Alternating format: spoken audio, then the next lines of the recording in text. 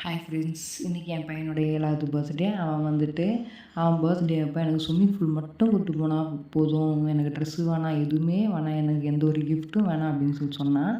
அதனால் அவன் பர்த்டே அப்போ வருஷம் அவன் பிறந்த ஹாஸ்பிட்டல் பக்கத்தில் இருக்க கோயிலில் போய் சாமியை கும்பிட்டுட்டு ஸ்விம்மிங் பூலுக்கு ஒரு 12:30 மணியை போல் கிளம்புனோம். 1:30 மணி வரைக்கும் நல்லா ஜாலியாக அவங்க அப்பா பசங்களோட நல்லா ஜாலியாக என்ஜாய் பண்ணார்.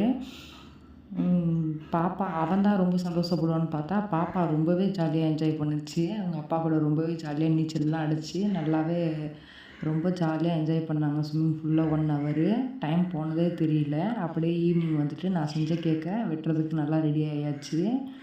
இந்த கேக் செய்கிறதுக்கு பெரிய ஒரு சோதனையே, எக்கு பீட் பண்ணலான்னு சொல்லிட்டு பீட்டர் எடுத்தா, எலக்ட்ரிக் பீட்டர்லேருந்து ஒரே புகையாக வருது. பீட் பண்ணவே ரொம்ப கஷ்டமாயிடுச்சு. கையிலேயே விஸ்கு வச்சு பீட் பண்ணேன். பீட் பண்ணி எடுத்துகிட்டு ஒரு வழியாக கேக்கு செஞ்சாச்சு. சரி நேம் எழுதலை அப்படின்னு சொல்லிட்டு டாப்பர் வச்சா, டாப்பர் உடஞ்சிருச்சு. அதுக்கப்புறம் டேப் மாதிரி சுற்றி டாப்பரை செட் பண்ணிட்டேன்.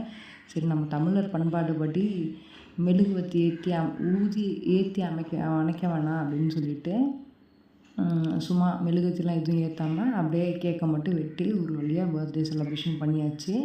இதுதான் நான் செஞ்ச கேக்கு. அவன் பர்த்டே அப்போ ஸ்பைடர்மேன் கேக் செய்யலாம், ஹல்க் கேக் செய்யலாம் அப்படின்னு சொல்லிட்டு பெரிய பிளான் போட்டு வச்சுருந்தேன்.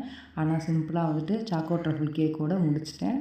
இந்த வீடியோ உங்களுக்கு ரொம்பவே பிடிக்கும்னு நினைக்கிறேன். பிடிச்சிருந்தா நம்ம சேனலை சப்ஸ்கிரைப்